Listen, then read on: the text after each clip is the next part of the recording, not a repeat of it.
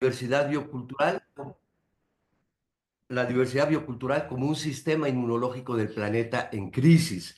Voy a explicar qué significa esto y por ello, bueno, déjenme decirles, yo soy geógrafo y pues miro esta cuestión desde una perspectiva primero espacial y después voy a entrar a discutir con ustedes, a presentarles a ustedes qué significa esto de la diversidad biocultural, qué significa esto de las ontologías relacionales y qué tiene que ver esto con el tema central de este seminario, que es pues la economía ecológica radical.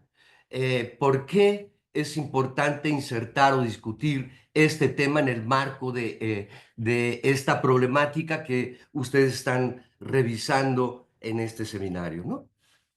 En principio quiero decirles que yo miro el problema de la crisis que vivimos actualmente desde esta perspectiva. Considero que hay por lo menos tres geografías que nosotros podemos discutir, presentar. Es una sola, por supuesto, pero la divido en tres secciones para explicar cuál es el significado en la actualidad de esta diversidad biocultural, qué significa esto en términos de lo que se está presentando en esta crisis, de las salidas de esta crisis, de los retos que significa la diversidad biocultural en términos de pues lo que padecemos actualmente, ¿no? Entonces, yo tengo tres geografías que así les denomino. Una es pues la crisis misma, que es yo le llamo la devastación biocultural. Un planeta en un momento de gran efervescencia debido pues al mal uso de la naturaleza, de los recursos de la naturaleza, que están pues en riesgo, pero más que una crisis planetaria, es una crisis humana. Y yo me hago esta pregunta: ¿cuál es el significado de la crisis planetaria en la reducción de la experiencia humana y no humana? ¿Quiénes resguardan el grueso de esta memoria biocultural? ¿Cuáles son aquellos sectores de la sociedad planetaria que están, pues, en grave crisis debido, pues, a esta expansión de el mal uso de los bienes que se encuentran en el planeta, ¿no? La segunda es la geografía de las disputas bioculturales. Esta devastación está en disputa, hay una lucha, hay luchas plurales, pluriversas, y yo las significo así. Un mundo hecho de un solo mundo, es decir, el mundo de Occidente, el mundo de la modernidad, o un planeta en donde quepan muchos mundos. ¿Cuál es esta disputa? ¿Qué significa la verdad? ¿Cuáles verdades? ¿Qué defienden estos sectores de la sociedad en términos de el arrasamiento, pues, de los bienes de la naturaleza, los bienes del planeta, ¿no? Y finalmente, en el marco de estas disputas, ¿cuáles son aquellas geografías y aquellos territorios en donde se enarbola un pluriverso de mundos otros y actores políticos emergentes que están tratando de restaurar, tratando de consolidar, de poner en escena horizontes alternativos, civilizatorios, alimentarios, en salud, etcétera, etcétera? ¿Y cuáles son esas prácticas de la experiencia que tienen estos sectores de la sociedad que luchan para salir de esta crisis? Entonces son tres geografías, es una sola, como lo dije, pero tiene su significado muy importante, ¿no? En principio la crisis, ¿no? Esta imagen, pues, revela, pues, uno de los problemas más graves que estamos padeciendo en la actualidad, es el pico del petróleo. Yo creo que ustedes lo conocen, no voy a abundar mucho, pero lo que quiero decir es que en 100 años, pues, hemos consumido, o el grueso de los poderosos han consumido, lo que teníamos de un recurso energético fósil que se usaba de manera monoespecífica y que, pues como ustedes pueden ver, hay dos relieves, dos pendientes pues muy acusadas. La primera es que a partir de 1950, con la finalización de la Segunda Guerra Mundial, pues se despliega en el planeta un modelo de desarrollo con crecimiento y progreso que está basado en, digamos, mm, el crecimiento de las ciudades, el crecimiento de la industria por sobre, digamos, eh, las vidas agrarias, las formas de vida agraria que hasta ese entonces pues se desplegaban en el planeta, en donde ese sector de la población planetaria pues era mayoritario, ¿no? Y después una previsión para el 2050 de esta caída de los recursos y el significado que tiene todo esto en términos pues de esta vida moderna, de este uso de los recursos y pues de una crisis que se acelera por pues la finitud de estos recursos fósiles energéticos, ¿no?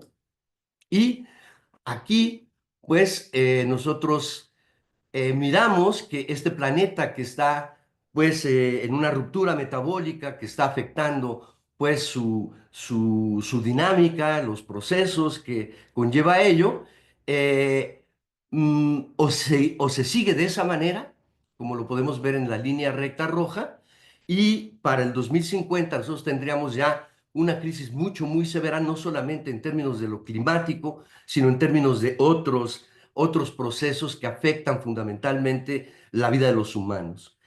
Y por el otro lado, un proceso de bifurcación, una búsqueda o un pluriverso de búsquedas de salidas hacia horizontes civilizatorios alternativos, en donde pues el sector agrario y también un sector urbano cada vez más creciente están buscando salidas hacia un mundo menos oprobioso para la coexistencia, para la supervivencia de nuestra especie, ¿no? Entonces, bueno, es una cruel sindemia lo que estamos viviendo, una multiplicidad de problemas y pues esto es una cruel pedagogía, como lo dice aquel sociólogo portugués famoso, que nos está revelando y enseñando pues la problemática actual y también sus salidas, ¿no? ¿Qué tiene que ver esto con la salida de la crisis y qué significado tiene esto en términos planetarios, en términos humanos, ¿no? Dos cuestiones. La primera es, digamos que durante los últimos, por lo menos, cientos de, no cientos, millones de años, miles de millones de años, el planeta, un ser vivo, ha estado ejerciendo un esfuerzo de vida muy azaroso, muy complejo, que se descubre cuando nosotros analizamos la diversidad como un concepto, como una palabra en su sentido más amplio. El planeta ejerce ese esfuerzo para construir, para develar mayor diversidad y dicha diversidad se conjuga o coevoluciona con el esfuerzo humano en producir diversidad, la diversidad biológica, la diversidad biocultural, la diversidad del planeta. Este esfuerzo coevolutivo ha generado una experiencia del planeta y una experiencia humana para, digamos, que esta especie se haya expandido a lo largo y ancho de este lugar, de la epidermis, de este lugar en donde vivimos, y ha generado una memoria, un recuerdo, una forma de reconocer aquellos eventos del pasado, aquellos eventos que le han significado al humano una enseñanza muy reveladora de la posibilidad de coexistencia en esta meta entidad que le llamaríamos Gaia, ¿no?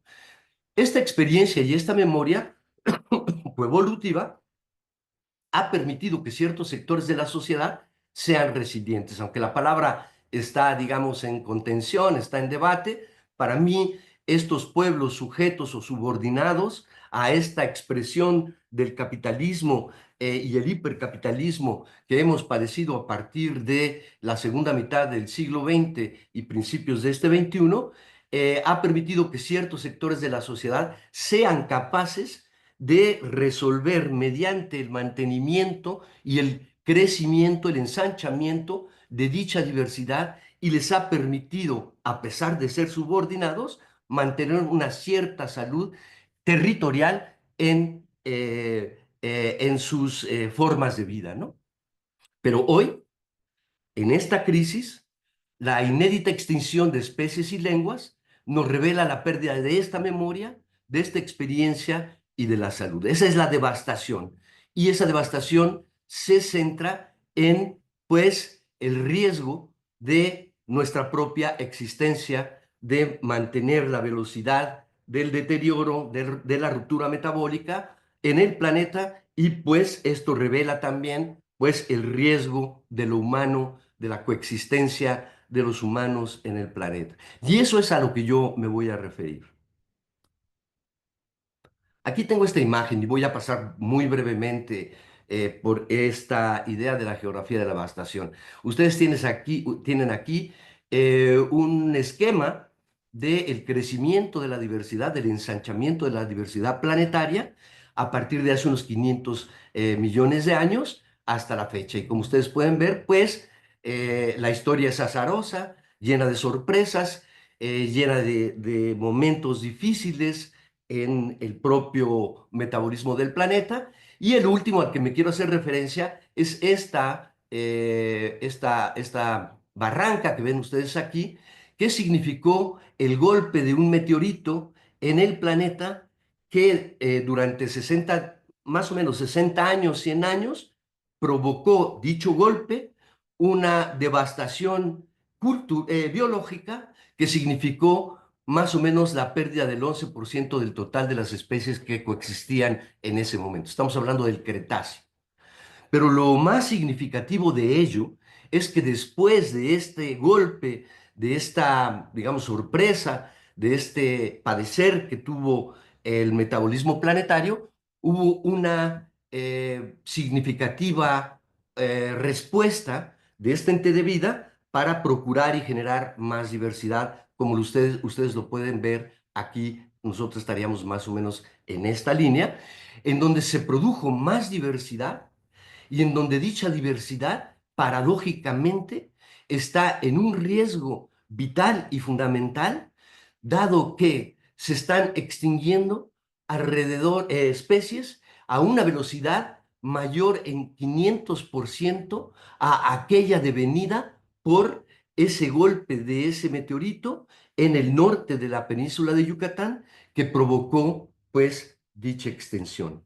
Repito, hoy estamos viviendo una extinción masiva de la riqueza biológica del planeta que es 500 veces mayor al golpe de un factor exógeno del planeta y esto tiene que ver con la forma en cómo de manera hegemónica se ejerce la relación con la naturaleza, ¿no?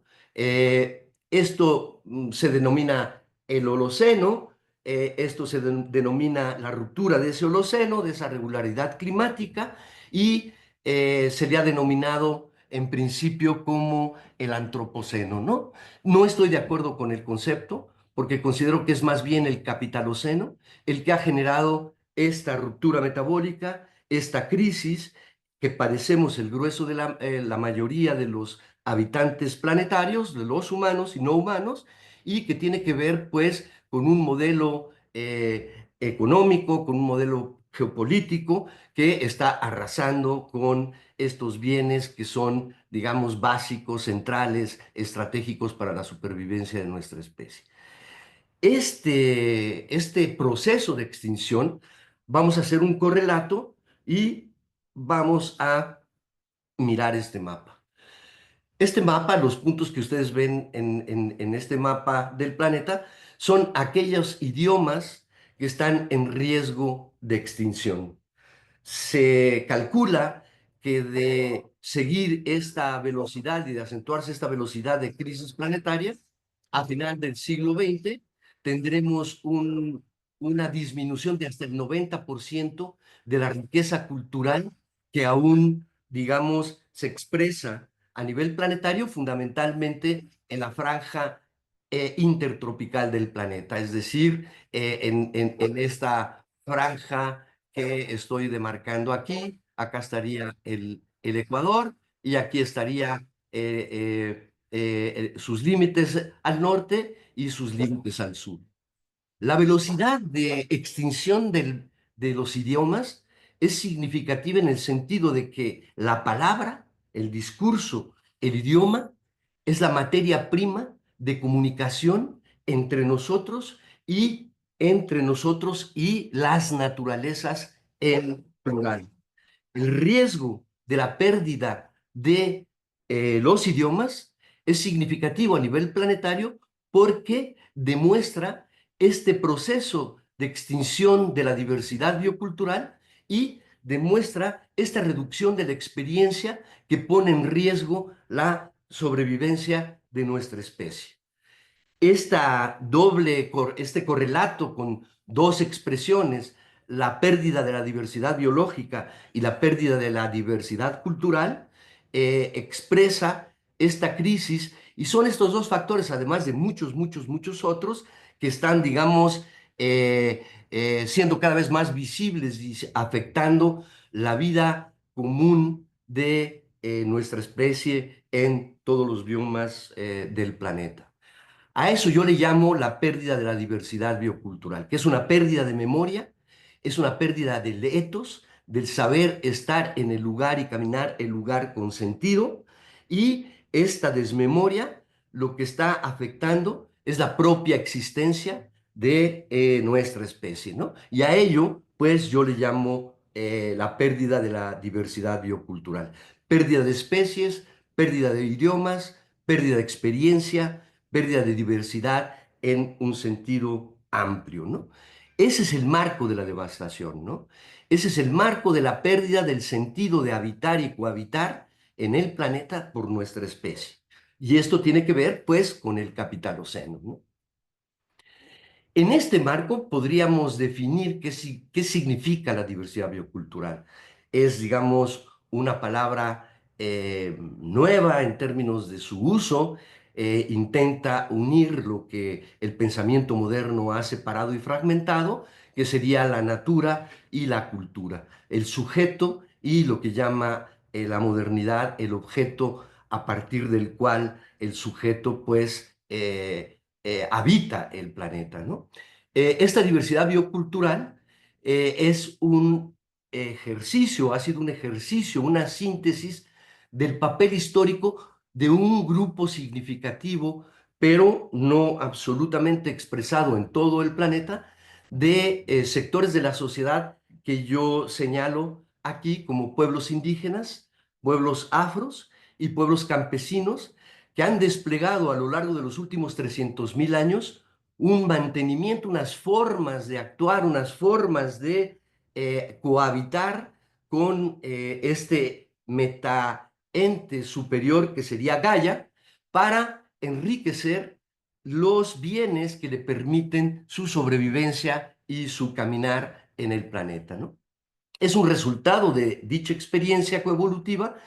Yo en buena medida lo presento como un resultado agroecológico, es decir, el significado que tiene ello, pues es en la manera en cómo nosotros adquirimos o obtenemos nuestros bienes para poder subsistir en alimentación, en salud, en cuestiones energéticas, en cuestiones de intercambio de los bienes y que eso ha permitido pues dicha sobrevivencia y ha ampliado las maneras de coexistir, ¿no? Esto revela, pues, estos dos mapas que vimos anteriormente, revela una íntima correlación entre lo que es el significado de la megadiversidad biológica y la megadiversidad cultural, es decir, la diversidad biocultural, pero que ésta se encuentra fundamentalmente en la franja ancha intertropical del planeta, en el sur global fundamentalmente. Ahí se localiza aún a pesar de que padece los eventos de esta crisis planetaria, pues ahí reside aproximadamente, disculpen, el 80% de dicha diversidad biológica, y son estos pueblos territorializados los que son los guardianes de dicha riqueza, de estos bienes que le son significativos a la sobrevivencia humana, ¿no? Han sido sistemas sustentables, resilientes y sinérgicos que en la crisis contrastan con esta uniformización, reducción de la experiencia humana, que se mira, como ya lo vimos, en el ámbito de la extinción de idiomas y en el ámbito de la extinción de especies, además de la homogenización de los sistemas productivos y de las estrategias relacionales de coexistencia entre humanos y no humanos. Esto es debido a dicha globalización imperante. Bueno, ahora entro a esta idea de el por qué estos sectores o este sector de la sociedad humana planetaria han logrado ensanchar la memoria, ensanchar la experiencia, a pesar de ser sujetos subordinados a esta condición capitalocena y que pues resultan en la actualidad un sector crítico para la sobrevivencia de la especie humana en su conjunto. Y esto tiene que ver con lo ontológico. Esto tiene que ver con las maneras en cómo miramos y hacemos mundo, en cómo estamos en el mundo, en cómo percibimos ese mundo, en cómo actuamos en ese mundo y en cómo lo, pues, reconocemos, entendemos dicha realidad. Aquí está, pues, el grueso de la disputa, puesto que la crisis del planetaria es a su vez una crisis ontológica, es una crisis civilizatoria, que lo que significa es ¿cómo llamarlo? La pérdida, el riesgo que se encuentra, esta idea de que el mundo tiene una sola verdad, se mantiene a través de una sola verdad, la verdad moderna, la verdad occidental, una sola verdad con mayúsculas que tiene su máximo significado en el pensamiento científico, en la manera de reconocer nuestra relación con lo que la modernidad llama el objeto que es la naturaleza. En ese sentido, esto es una ontología dualista que está en crisis, que fragmenta, que separa la realidad para entenderla entre sujeto y objeto, pero que en términos culturales, no en términos hegemónicos ni en términos de poder, sino en términos culturales, dicha manera de reconocer la realidad es minoritaria. El grueso de las culturas que habitan en el planeta, el grueso de las maneras de mirar la realidad que se expresan en las ontologías de sectores de la sociedad que, digamos, están localizados fundamentalmente en la franja intertropical del planeta, esa crisis del pensamiento y esa crisis de la verdad construida por la modernidad es una forma de entender y de hacer mundo de carácter minoritario. Es decir, si nosotros entendemos que el grueso de las culturas que habitan fundamental, pero no exclusivamente, el sector pues rural del planeta, pues resultan mayoritarias en la manera de expresar, de entender dicha realidad frente a, digamos, cómo se expresa desde una perspectiva científica. Esta es minoritaria, no es universal, por lo dicho anteriormente, sino es pluriversal, forma parte de un conjunto de maneras de construir la realidad que estos sectores de la población planetaria, pues, adoptan en sus formas de vida, ¿no? Estas son ontologías relacionales que están en contradicho con esta manera minoritaria, en crisis y no universal de la verdad construida por la modernidad. En estos regímenes de explicación de la realidad, eh, esta vasta experiencia y memoria humana es múltiple, es pluriversal y se expresa fundamentalmente en esa franja intertropical del planeta. Y ella tiene un significado, digamos, que contrasta con esta otra manera de pensar y hacer y vivir en el mundo desde la perspectiva moderna, basada pues en el cientificismo, ¿no? Que es que no existe una separación ontológica en dos dominios, el dominio de los sujetos, nosotros los humanos, y el dominio del objeto, los objetos, que sería la naturaleza. En estos regímenes de explicación de la realidad y las formas de habitar de dicho sector o sectores de la población humana, coexiste un amplio arco iris de maneras de hacer mundo que no tienen que ver con dicha verdad moderna, sino que se explican de manera amplia, diversa, como un arco iris, y en donde no existe esta separación entre sujeto y objeto. Todos son sujetos, los sujetos están en el mundo a partir de las relaciones que se establecen y le permiten a estos sectores de la sociedad cohabitar de manera, podríamos decir, política, relacionándose con las plantas, los animales, el relieve, las montañas, los valles, el paisaje en su conjunto. Y este ejercicio de relaciones universales tiene un significado muy importante en términos de la crisis planetaria que vivimos en la actualidad. A esta forma de relacionarse de estos sectores de la sociedad habría que incluirle lo sagrado, esta manera sagrada de explicar y de hacer la realidad en donde las relaciones entre los sujetos, entre las personas, la persona planta, la persona animal, la persona roca, la persona lluvia, se establecen de manera diferente, radicalmente diferente a cómo se expresa en el mundo de lo moderno. Allí lo sagrado, es decir, la sobrenaturaleza, como la nombramos nosotros, tiene un significado muy importante porque es el dispositivo simbólico que permite o que media estas relaciones entre humanos y no humanos.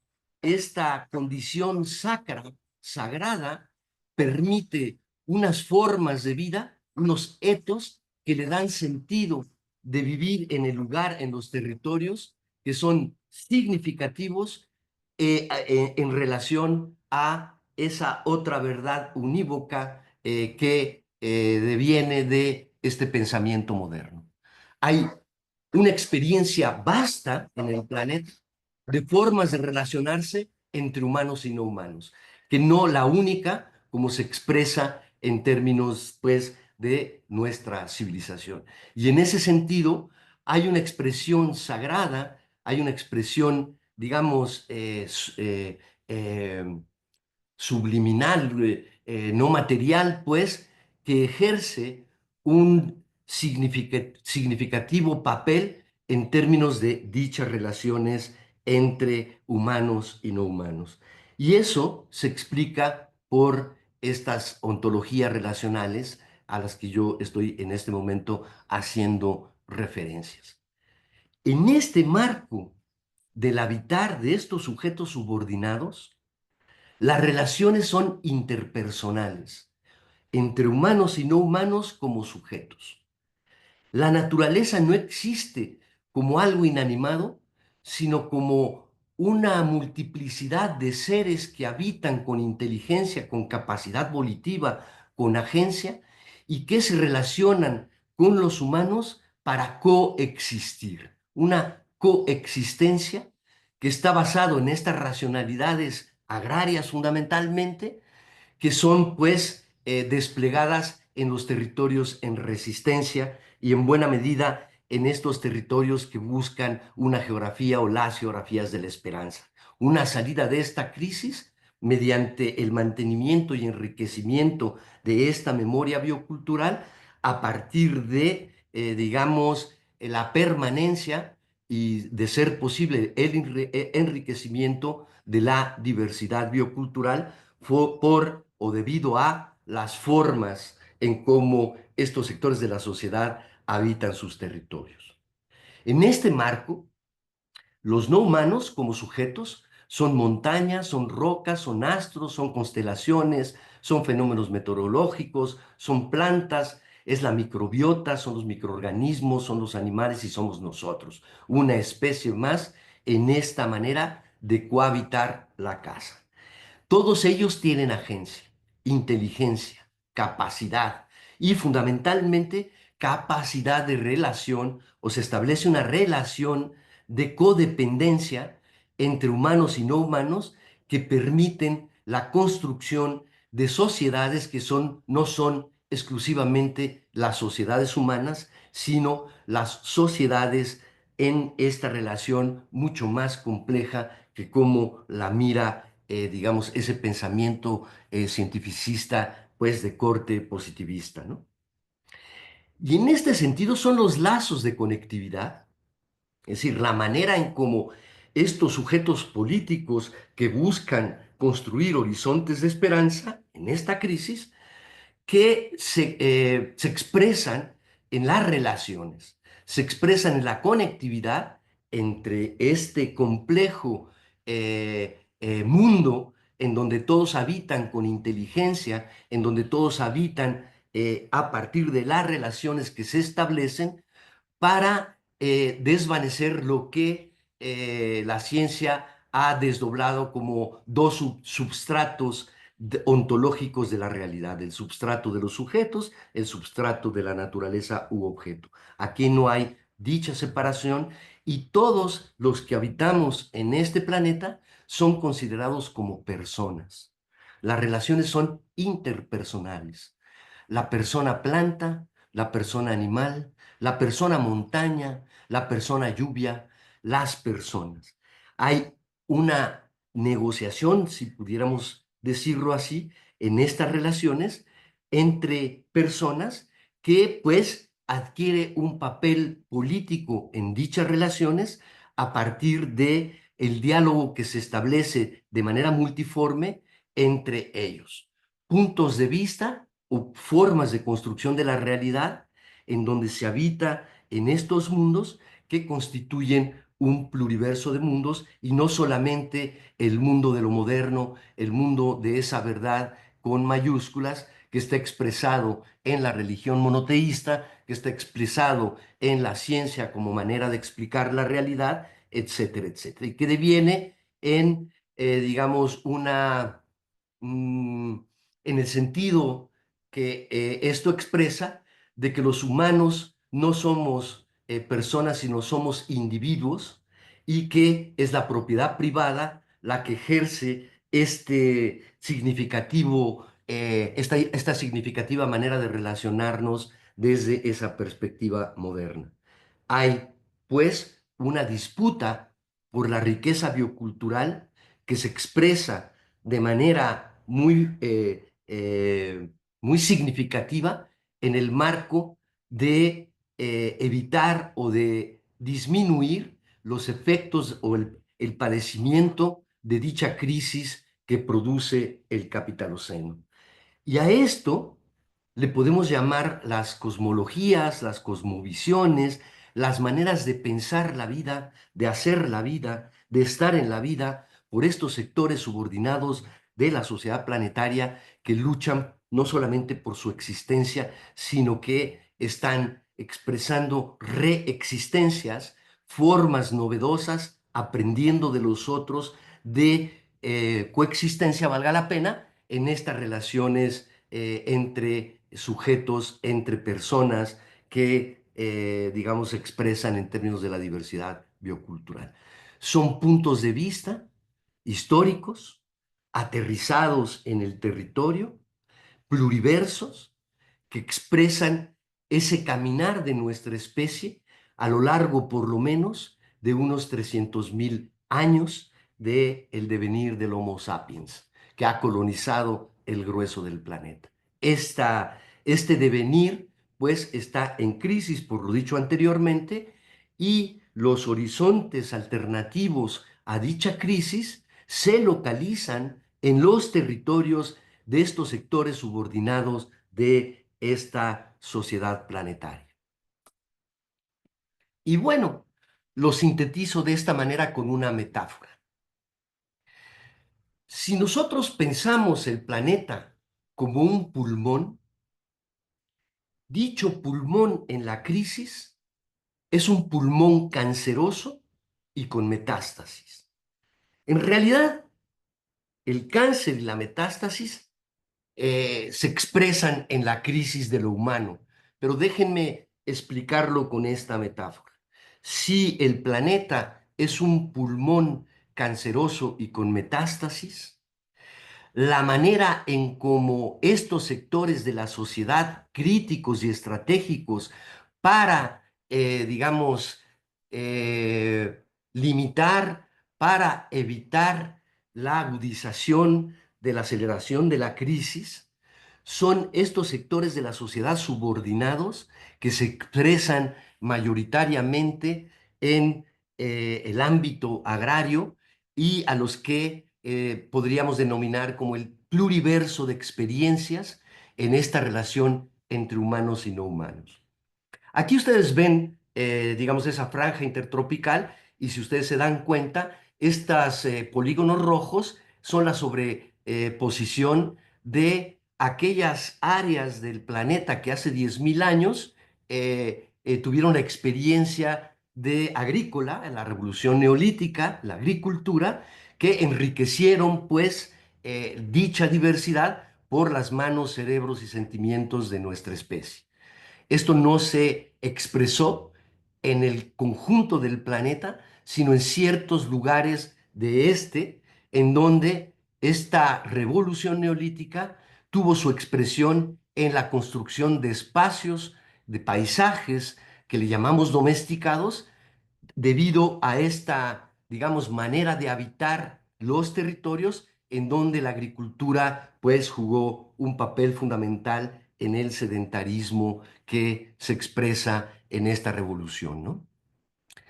Estos polígonos rojos además revelan las áreas en donde se expresa la mayor diversidad biológica del planeta. En estos polígonos rojos coexiste el 80% de la riqueza biocultural del planeta. Son áreas de alguna manera estratégicas para la sobrevivencia de nuestra especie en esta crisis. Estas son las regiones de disputa del capitaloceno frente a otras pluriversas maneras de habitar la vida, de hacer la vida, que se expresan en este pluriverso biocultural que es significativo por el grueso de la experiencia que resguardan. Son los sectores agrarios, son los pueblos indígenas, África, en Asia, en América Latina, en el Abya Yala, en fin, son sectores urbanos de la población que están en disputa también, jóvenes, mujeres, actores políticos, que están, digamos, buscando estas alternativas, puesto que son los que padecen de manera más aguda los efectos o impactos de la crisis de la modernidad. Y es entonces aquí, en estos polígonos rojos que vemos aquí, en donde coexiste el grueso de la diversidad cultural del planeta. El número, la mayoría significativa del número de culturas que habitan este metaorganismo que es Gaia o que es el planeta, ¿no? Y es aquí en donde reside, a pesar de todo, el grueso de la manera, el grueso de la experiencia nuestra en el habitar en esta piel o en esta epidermis de dicha entidad, la entidad Gaia o la entidad planeta, ¿no? Y por lo tanto, desde mi punto de vista y frente a este cáncer metastásico, son aquellos frentes, aquellas fronteras que se han convertido en centros estratégicos de defensa de la vida. Es aquí en donde se defiende la vida. Es aquí en donde hay pueblos en resistencia frente a dicho cáncer que están ejerciendo maneras novedosas, como se explica en la teoría de la economía ecológica radical, que tienen expresiones muy conspicuas en las relaciones que establecen entre humanos y no humanos. A eso yo le denomino el sistema inmunológico del planeta, un pulmón canceroso y metastásico que está siendo defendido a través de, digamos, dispositivos inmunológicos para frenar dicho cáncer, dicha crisis, y considero que a nivel planetario es en estos lugares en donde reside la capacidad para resolver esta crisis inédita. Y son estos pueblos, estos actores políticos, los que defienden la vida frente a la muerte. Es este sistema inmunológico al que nosotros debemos de mirar con detenimiento, de aprender de ellos en esta desmemoria que ha producido el capitaloceno, en esta amnesia que padecemos, en donde la ruptura metabólica implica la ruptura del etos, de un sentido de habitar nuestros lugares con sentido, con unas maneras, digamos, inteligentes, eh, eh, eh, se me va la palabra, con sentimientos, pues, que han permitido a estos sectores de la sociedad mantener el grueso de la diversidad biocultural. A esto yo le llamo un sistema inmunológico que está enfrentando este padecimiento que fundamentalmente se aloja en nuestra especie. En realidad no es una crisis, eh, digamos, del propio planeta, es simplemente un ajuste que en la historia de 8.000 millones de años, en términos metabólicos, el planeta está ejerciendo para resistir los cambios ocurridos fundamentalmente en los últimos 100, 200, 300 años, en donde se ha expresado de manera muy nítida esto a lo que yo le llamo el capitaloceno. Y son estos sectores de la sociedad planetaria, los actores políticos que están resistiendo dicha devastación, que están disputando el grueso de la riqueza humana y no humana, y que se expresan en geografías de la esperanza. Dicho sistema inmunológico es, digamos, vital en esta crisis para la sobrevivencia de la especie.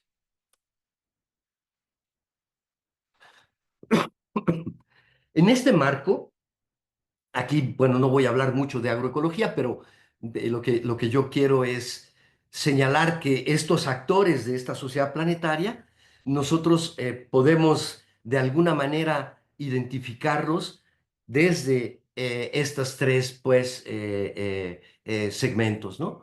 Pueblos históricos, pueblos ancestrales, pueblos territorializados, pueblos que defienden la vida en el sentido de buscar alternativas comunitarias, sociales, comunalistas, expresadas de muy diversas maneras, para defender la memoria, para defender la experiencia humana y no humana, para defender el grueso de la diversidad, y constituyen aquellos alvéolos sanos de ese pulmón canceroso y metastásico.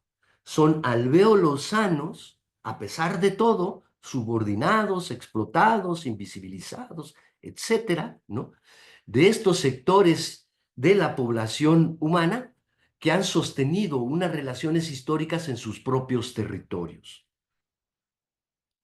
En el sentido de expresiones novedosas de dichos horizontes que se ensanchan a pesar de todo, se construyen, se diseñan y se expresan en algunos de estos territorios formas emergentes políticas de habitar, de letos, de habitar con sentido, los territorios, los paisajes, el espacio. Son sectores urbanos cada vez más crecientes que padecen la pobreza mucho más agudamente que en muchos de estos otros sectores subordinados, fundamentalmente los agrarios. Son los jóvenes, son las mujeres, son aquellos sectores de la sociedad subordinados, son aquellos sectores de la sociedad que han dicho ya basta. Son los sectores barriales de las ciudades, como la Ciudad de México y otras grandes ciudades.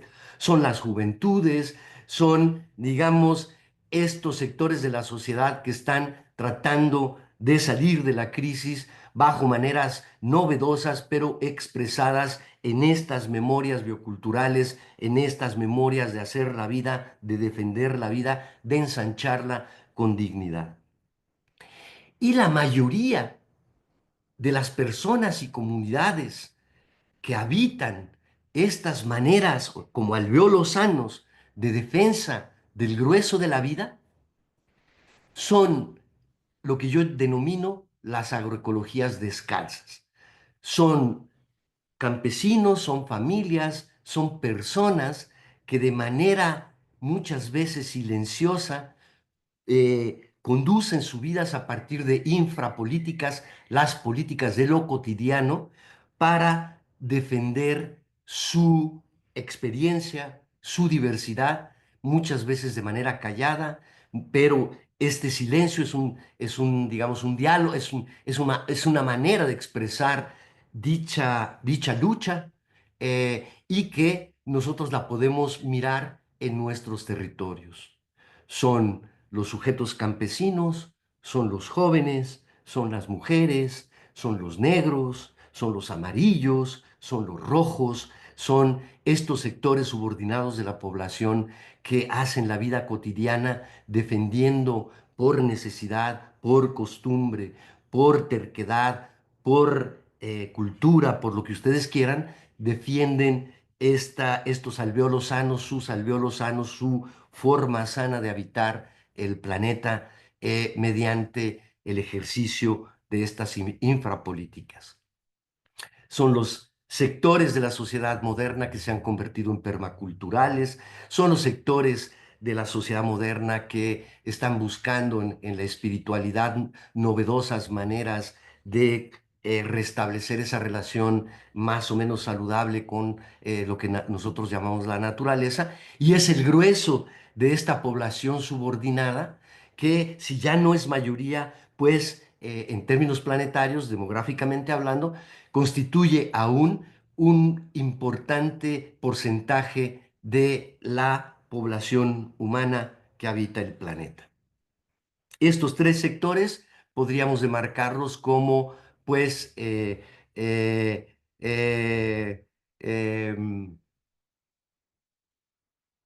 bueno, sectores de la sociedad que están defendiendo la vida y que están construyendo horizontes para vivir una vida digna y con felicidad. Y esta felicidad y esta vida digna se expresa en muchos procesos autonómicos territoriales que coexisten a lo largo y ancho, no solamente de la Via Yala, sino del planeta en su conjunto, y que son el resultado de coexistencia entre humanos y no humanos y peculiares formas pluriversas organizativas que han permitido el resguardo de la experiencia humana y no humana. Es la autonomía en el comer, es la soberanía en el habitar, es la soberanía en el transformar, una soberanía energética que se busca, es la salud y son las formas de intercambiar. Considero que estas formas de intercambiar lo traduzco de alguna manera en el texto que se leyó en la primera sesión que expresó de manera, me imagino, muy nítida y muy inteligente David Barkin, ¿no? Estas economías ecológicas radicales, ¿no?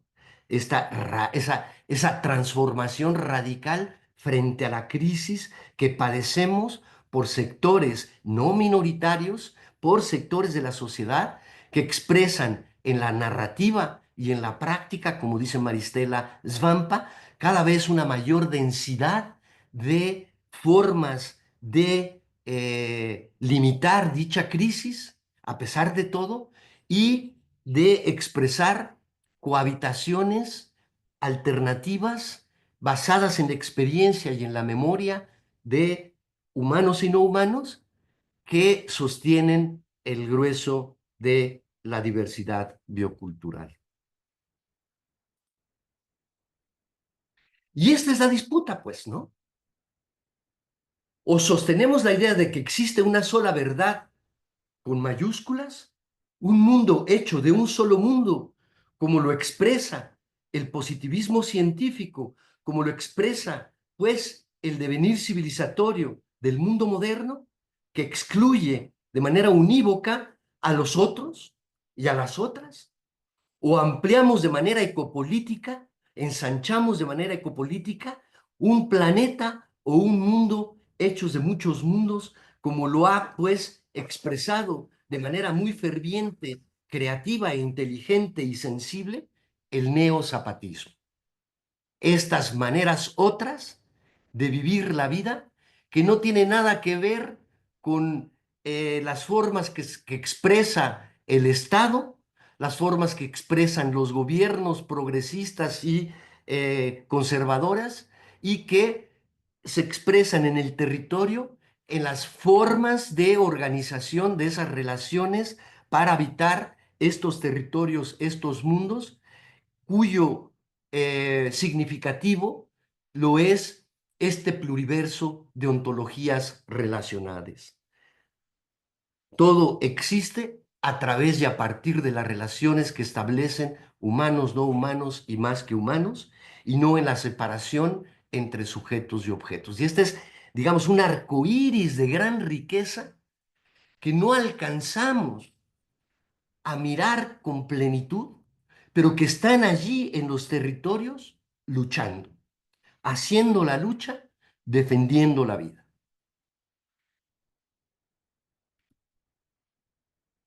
Y para expresar esta disputa recientemente en una charla muy enriquecedora con Joan Martínez Alier en Río de Janeiro, me expresaba, me decía, pero mira, Narciso, esto que dices se expresa en los mapas que yo elaboro junto con un gran grupo de pensadores, analistas de las crisis socioambientales, que serían pues las expresiones de dicha disputa.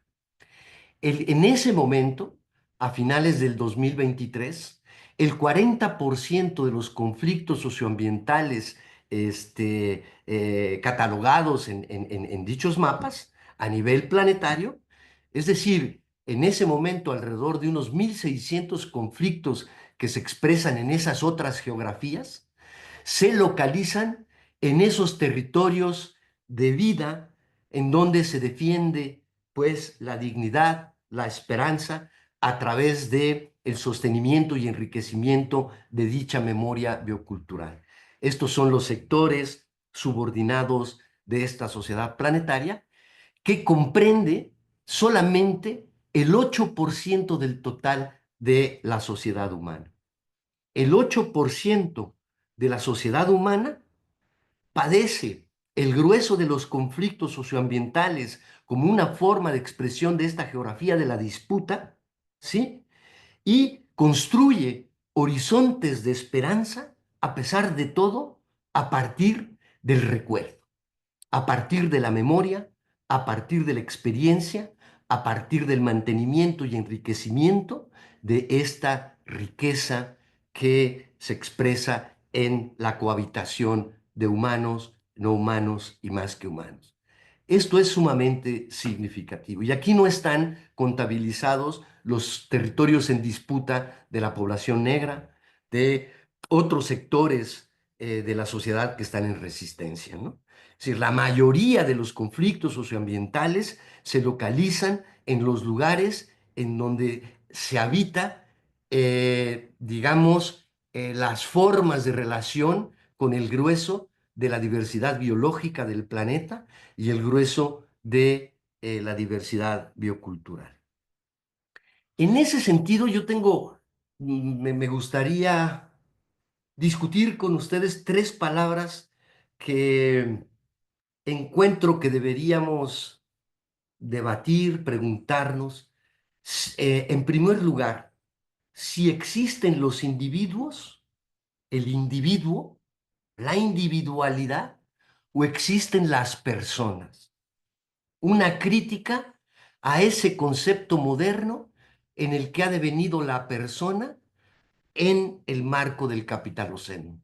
Son individuos individuales, separados por afuera de los otros, o son personas que cohabitan, quierase o no, con los no humanos y que construyen personalidades colectivas, personales, significativas. En segundo lugar, otro concepto que yo pondría en la mesa de debate.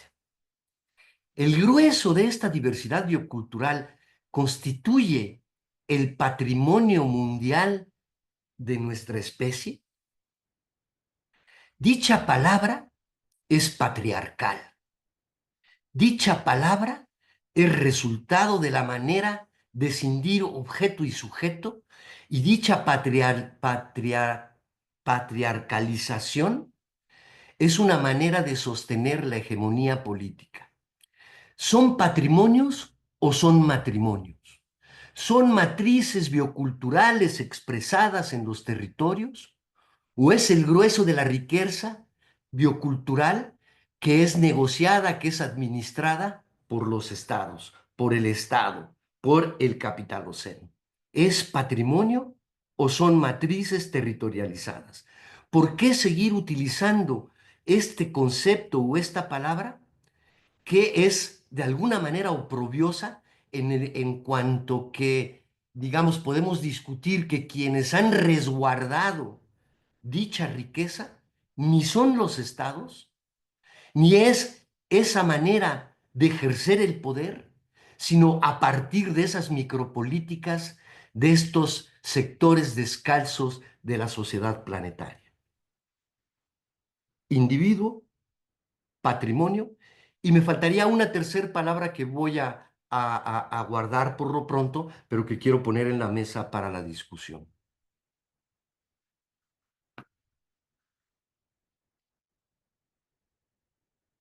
Corolario. Entonces, colegas, ¿qué es lo que está en disputa?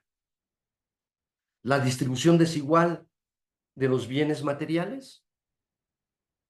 ¿La distribución desigual de la esperanza, de la dignidad? ¿La distribución desigual de las maneras de construir la vida?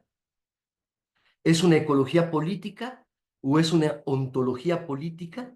Si es que nosotros, digamos, miramos que lo que está en juego, lo que está en disputa es la vida, como lo expresa este cartel de los compañeros y compañeras del CRIC en el suroccidente profundo de la Colombia en resistencia. La vida frente a la caña, la vida frente a la erosión del suelo, la vida frente a la muerte. Y es en ese sentido, pues, que repito, que la diversidad biocultural está expresada en esa pluriversidad de formas de cohabitar entre especies, entre humanos y no humanos y más que humanos, y el significado que tiene la pérdida o el desvanecimiento de dicha riqueza es sumamente crítico y estratégico para la pervivencia de la especie. ¿Qué se disputa? Se disputa la vida y se expresa en estas geografías. Ustedes tienen dos mapas en el sur de la Via Yala, o en el norte, si lo quieren ver de otra manera.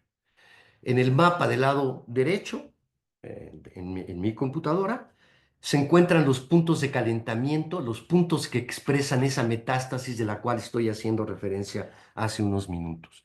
Se expresa el cáncer y esos puntitos rojos que son producciones o siembras de la soja transgénica, son, digamos, los puntos negros que expresan la vergüenza de esta crisis, que expresan, pues, el padecimiento de esta crisis y el significado que tiene esta geografía de la muerte, ¿no? Frente a ellos, en la disputa por la vida, tenemos en el mapa izquierdo, en mi computadora, aquellos puntos rojos que son los puntos que enfrían el planeta que se calienta, que sostienen la vida en su, en sus términos más amplios. Son los pueblos en resistencia, esas economías ecológicas radicales que no se inventaron en una facultad de una universidad, sino que son la expresión histórica de otras maneras de cohabitar, de esos otros mundos posibles en resistencia, en reexistencia, en formas de lucha, de sobrevivencia para salir de este padecimiento que vivimos en la actualidad. Son estos pueblos, su memoria, su experiencia, los puntos críticos para la sobrevivencia de la especie. Lo voy a repetir de manera enfática. Estos son los sectores de la sociedad planetaria estratégicos que defienden y resguardan el significado complejo de la vida. Es allí en donde reside la memoria de nuestra especie. Es allí, estoy hablando muy alto, es ahí donde reside la experiencia humana y no humana.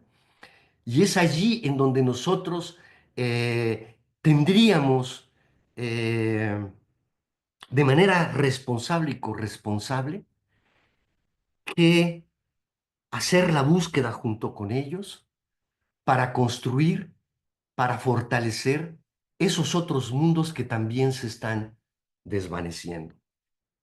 Esa es la disputa, compañeros. La devastación construye una geografía de la disputa y más adelante vamos a ver esas otras geografías de David Harvey que las ha denominado como geografías de la esperanza. Puntos de enfriamiento en disputa con los puntos de calentamiento. Los black spots, los puntos negros, los puntos de la muerte, frente a el significado de, digamos, la lucha por la vida, la lucha por la existencia a través de la reexistencia, a través de eh, eh, la, la resistencia, pues, de la especie, ¿no? Y pongo aquí este poema de nuestro gran poeta náhuatl Mardonio Carvalho. Yo estoy en Veracruz, él es veracruzano, él es náhuatl veracruzano, junto a esta foto que para mí expresa de manera mucho más nítida, de manera mucho más humana, lo que he tratado de informarles o de mandarles este mensaje, ¿no? Todo árbol es la tierra que alimenta, toda flor es el subsuelo mineral que le da aroma y color a dicha tierra. Todo árbol canta a través de la siringe, de los pájaros que lo habitan. En el vuelo también está el camino, pero también está la cruz. Está la muerte, está lo que padecemos. La tierra no se vende, se cuida y se defiende. Sí a la vida, no a esos puntos negros de calentamiento. Eso es lo que nos expresa Mardonio Carvalho. Y de una u otra manera, este esta imagen es una impronta de dichas luchas que padecen las mujeres en su condición subordinada y en emergencia, en reexistencia. Esta es la defensa de las mujeres neozapatistas en el Estado de México por resguardar estas botellitas de agua que ustedes ven que carga este no humano, esta mula. Estas señoras son las que cuidan la vida. Es la economía de los cuidados de manera significativa, que además su resistencia valiente se expresa en limitar la violencia, en delimitar la violencia con los cariños, con los cuidados, con las formas de cohabitar con los no humanos. Estos son los sectores a los que yo me hago referencia y es aquí pues las geografías de la disputa de este bien que es cada vez más crítico, que sería el agua dulce, ¿no? Defender el agua es defender la existencia, es defender la vida. defendemos el agua porque se nos va la vida. Y esto es lo que hacen estas mujeres valientes, estas heroínas, esta, esta, estas formas potentes de actuar en los territorios. ¿Es que existe una mayor escasez o se ha ensanchado la desigual distribución de un bien común esencial para la vida? La tierra es nuestra madre, el agua nuestra vida, defendámosla alto al despojo. Vivan los pueblos, vivan las geografías de la esperanza y los sectores descalzos, los sectores de la sociedad planetaria que habitan de manera silenciosa muchas veces, emergente también con sus micropolíticas y con el silencio, con la manera de cohabitar comunitariamente los territorios históricos en donde se habita y que actualmente se padecen por el despojo. Y es violento. Esta manera de defender la vida genera, esta manera de disputar la vida genera esta violencia que se expresa en el asesinato, en el homicidio. Ustedes ven ahí el número de personas que han dado la vida por defender el árbol, una persona, por defender el agua, otra persona, por defender esa relación sagrada con esa persona, con esas personas que defienden la vida. Y México es un país significativo en términos, tristemente, del número de asesinatos y de homicidios. Simplemente ayer o antier se se dio la noticia, pues, de un héroe y de una heroína que dieron la vida por defender lo estratégicamente defendible para la coexistencia de humanos y no humanos. Esta disputa es una disputa ontológica, una disputa de pensar el mundo, de hacer el mundo, de estar en el mundo y de buscar las salidas en dichos mundos para cohabitar de manera digna y con sonrisas otras formas de vida que han estado ahí madurando, enriqueciéndose a partir de los diálogos, de las formas de organización y de las formas, de las maneras de dejar huella positiva en esta coactuación entre humanos y no humanos.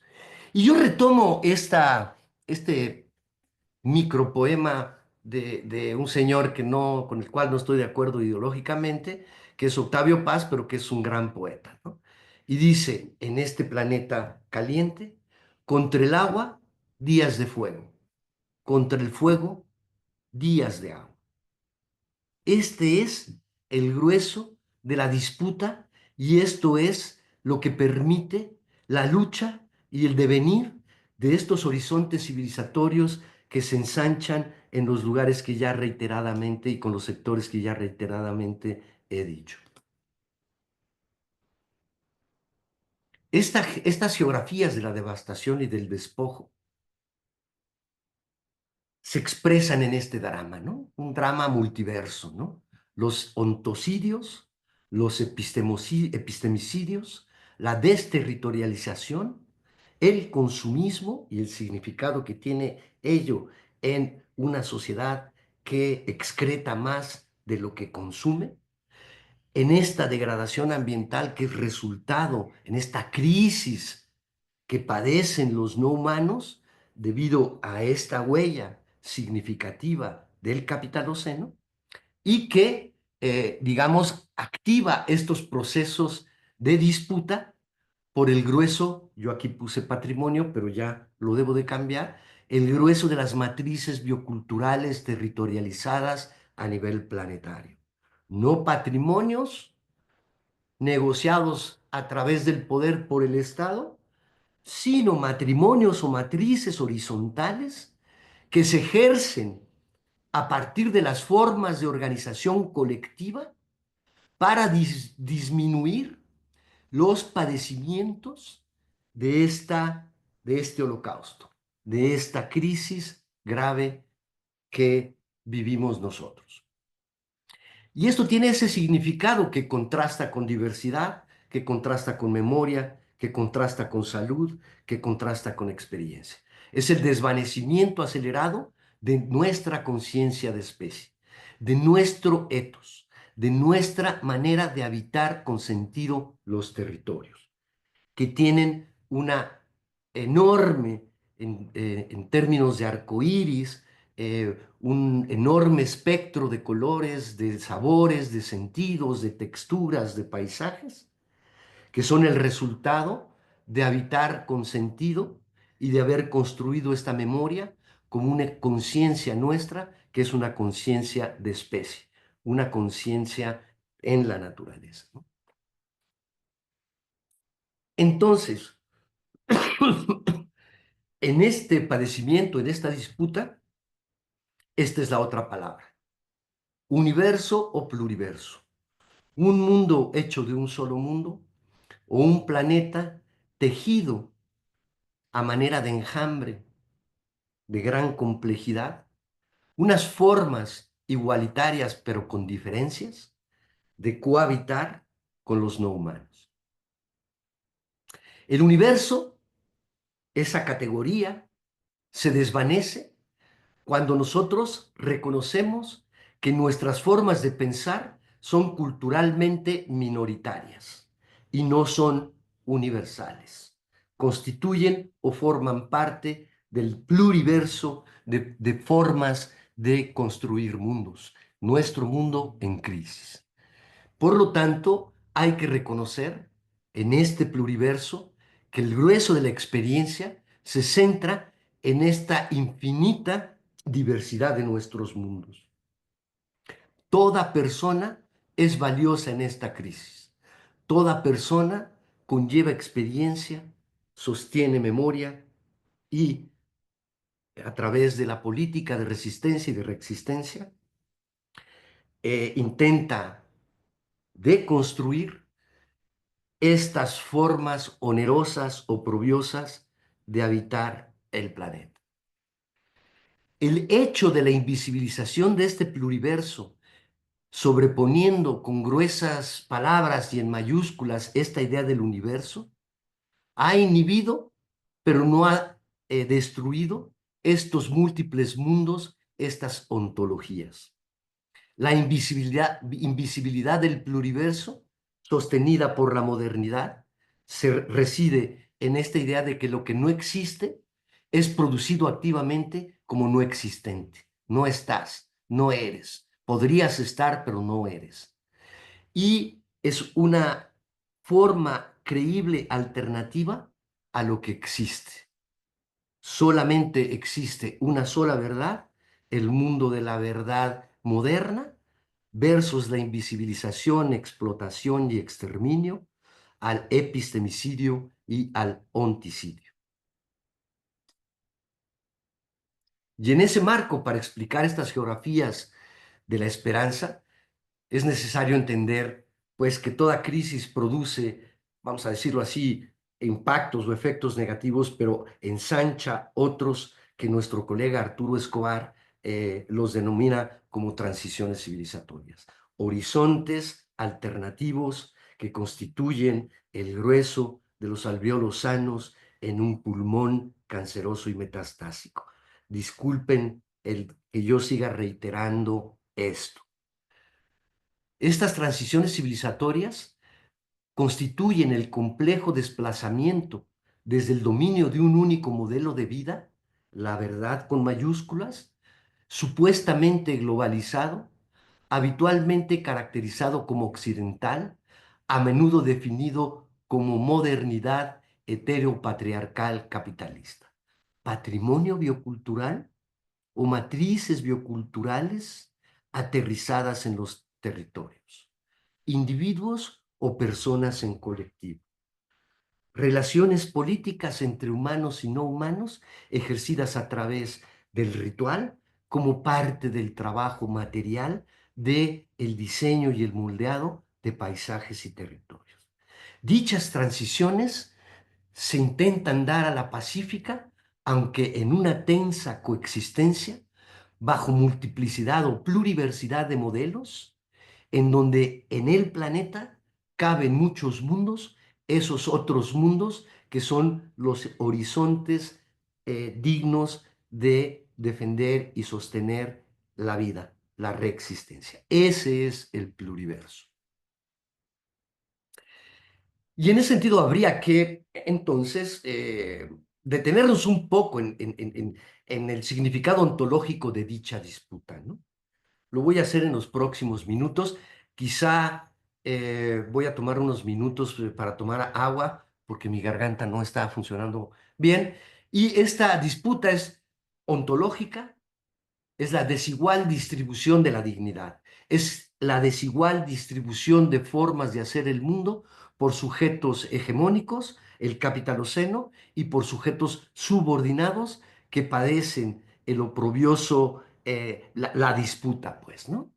Es en ese sentido que dichas ontologías se expresan en nuestro caminar de nuestro territorio en esta diversidad de maíces. Son ontologías relacionales, relaciones políticas entre humanos y no humanos, y más que humanos, a través del ritual, como trabajo material, no separado del trabajo productivo, como lo denominamos, sino en indisoluble relación sagrada de coexistencia para moldear paisajes, para habitar territorios en lucha, en reexistencia y en disputa. Agroecologías históricas, bioculturalidades ancestrales en estos albores de la crisis del siglo XXI que estamos padeciendo cada vez de manera más aguda como lo estamos mirando día a día en las noticias. Y si no existe una separación tácita entre natura y cultura, entonces la naturaleza no existe como tal, como es significada, como es explicada por la ciencia. Ese objeto, para el grueso de estas ontologías, no existe como es definida en el laboratorio, en la universidad, en la facultad. Es una culturaleza.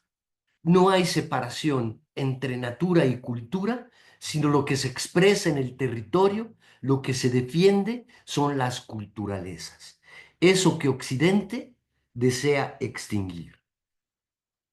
En muchas regiones del planeta, nos dice este antropólogo francés amazónico, Philippe Descolat, no se concibe que humanos y no humanos se desarrollen en mundos incomunicables, separados, y conforme a principios separados, en donde el ambiente no se objetiva como una esfera autónoma. No existen dos dominios ontológicos de dicha expresión de la vida. Las plantas y los animales, los ríos y los peñascos, los meteoros y las estaciones, no existen en un mismo nicho ontológico definido por su falta de humanidad. Son personas, son inteligentes, son sensibles, dialogan en estas otras maneras de habitar los territorios pluriversos de estos otros mundos que se manifiestan radicalmente. Voy a hacer una síntesis de esto, de este cuadro, para expresar esta disputa en términos epistemológicos. La disputa por la naturaleza o el mantenimiento de las culturalezas en plural.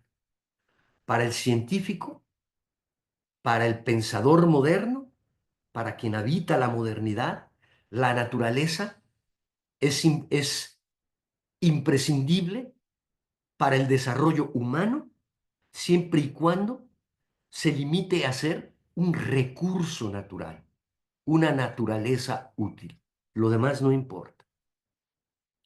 Para el grueso de estos otros mundos, esa palabra no existe. Ustedes pregúntense si existe la palabra naturaleza en náhuatl, en maya, en quechua, etcétera. Esa palabra simplemente no existe. Lo que nosotros objetivamos, como nosotros objetivamos a la naturaleza, simplemente no existe en la narrativa de estos otros pueblos. Si podríamos retomar este concepto de la naturaleza, diríamos que en estos otros pueblos adquiere un carácter polisémico, contextualizado, lugarizado. Es la Pachamama, es la tierra, es el territorio, es el mundo que cohabitamos. Podríamos decir, es una naturaleza contextualizada. Son esos idiomas territorializados que expresan el grueso de la riqueza de la vida. Por el otro lado, ese recurso natural, esa naturaleza útil para el pensamiento moderno en crisis, adquiere un carácter monovalente, un solo significado que está pues centrado en el dinero. Adquiere un valor comercial o crematístico. Frente al pluriverso de maneras de concebir eso que nosotros llamamos naturaleza, si se puede en estos mundos, como una dadora de vida, la Pachamama, como una forma de subsistir en coexistencia y como un referente simbólico primordial. Adquiere fundamentalmente un valor inconmensurable frente al dinero. Este carácter unidimensional del objeto se explota o se ejerce esa apropiación mediante un carácter instrumental. La naturaleza deviene en un objeto de explotación. ¿Qué manera más agresiva el discurso científico? Explotar, aprovecharse, ¿no? El grueso del patrimonio biocultural de el ejercicio, producto del ejercicio histórico de nuestra especie. Es un objeto de explotación, es una naturaleza fragmentada, es una naturaleza instrumentada, es una cosa, es una cosa construida por muchos pedazos de esa cosa o por muchas cosas fragmentadas. A ello se dedica la biología, la zoología, la botánica, esas disciplinas no indisciplinadas que lo que han hecho es fragmentar dicha realidad que ha sido, pues sí, significativa, potente, esta manera de construir la realidad, pero que ha generado, entre otros, estos padecimientos que nosotros vivimos en la actualidad. Desde el punto de vista de las mayorías culturales, esa manera instrumentalizada de ejercer la relación de esa cosa fragmentada simplemente no existe. La Pachamama, la tierra, el agua, la planta, la montaña, el valle y el río forman parte de ese pluriverso, de ese epidermis de este cuerpo, de esta entidad planetaria, ¿sí? Por su carácter orgánico. Piensan, actúan, interactúan, cohabitan con inteligencia y a partir de la reciprocidad, conexión. Y esto adquiere entonces que estas relaciones políticas entre humanos y no humanos y más que humanos sean unas relaciones inteligentes entre sujetos con agencia. Todos tienen agencia y la relacionalidad está, digamos, centrada o basada en las agencias que se generan a partir de dicha relacionalidad, de dicha interactuación en las formas de cohabitar, que, digamos, se contrastan drásticamente con el carácter inanimado que tiene ese concepto de naturaleza como un objeto sin agencia, una cosa para aprovecharse, una cosa para explotarla, una naturaleza sin agencia. Esta es la disputa ontológica y esta es la disputa epistemológica. Naturaleza, naturalezas o culturalezas.